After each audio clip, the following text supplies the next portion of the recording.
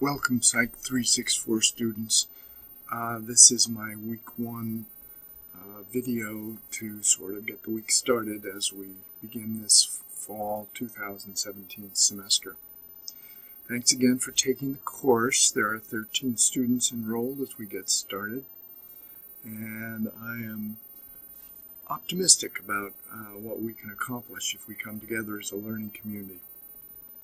This week I would ask you to deal with issues very similar to what's represented here in this weekly image on our website.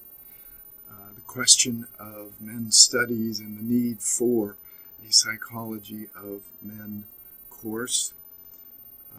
And we will look at the question of why are we having a Psych of Men and Boys course rather than a gender study focus. We'll also be asking you to familiarize yourself with some of the major scholarly resources, including the Men's Studies Association, a major issue for this week, and how we frame our study of the psychology of men and boys will make a difference. So are we going to be looking at this as a problem-based studies? Are we going to be looking at this as comparative studies? Or are we going to be looking at this in another fashion that is useful to you and to us? So as you get started, take a look at the syllabus carefully. And if you were one of the early birds and you gained access to Test 1, please throw that away, as I'm still revising Test 1 and the test folder is not visible to you right now. Everything else is pretty much locked in, ready to go. A comment briefly about the workshop and the discussion board. The first 2 weeks are really getting our feet on the ground in the course and making sure that everyone gets off to a good start. And to cap that off, we have workshop number 1. Workshop number 1 is optional. There are 13 students, and you can either attend on campus Saturday the 9th or on the phone bridge Sunday the 10th. That means we'll have pretty small groups, and please post your plans in the discussion board in the area that's my virtual office called Dr. K's office. So item 1 for this week is let us know if you're going to participate in the Getting Started workshop, and if so, which one. If you don't, there's no penalty for missing it, other than you'll miss out on what I think will be a very helpful discussion.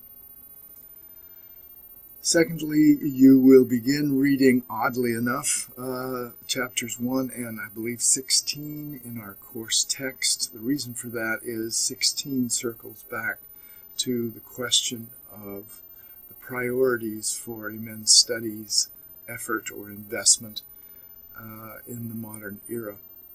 Your first take about our text, it may seem like it's mildly out of date, and perhaps they will update it soon.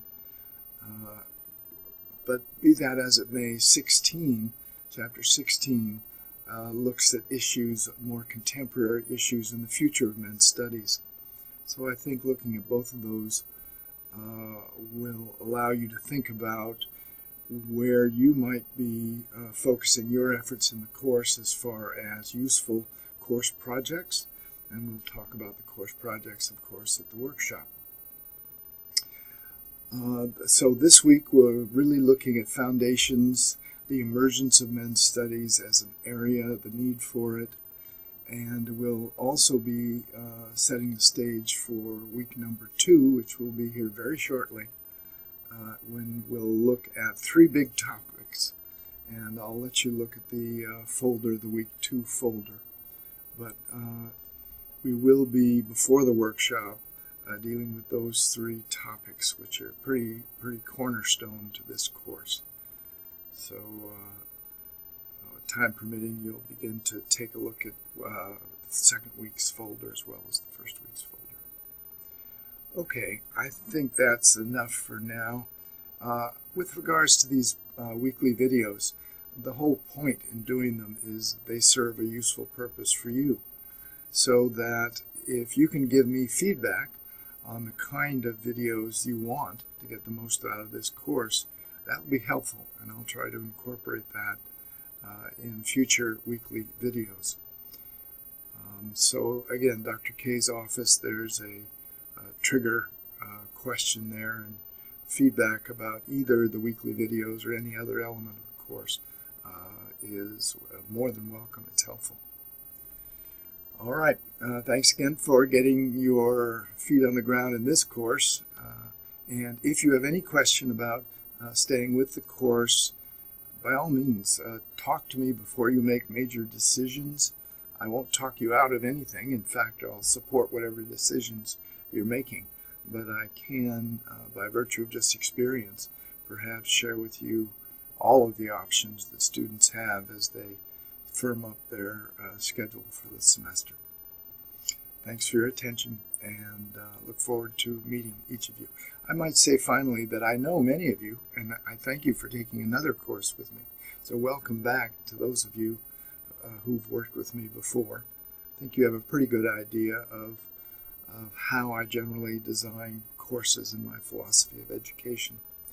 More about that at workshop 2, of course, workshop number 1, of course. Have a good week.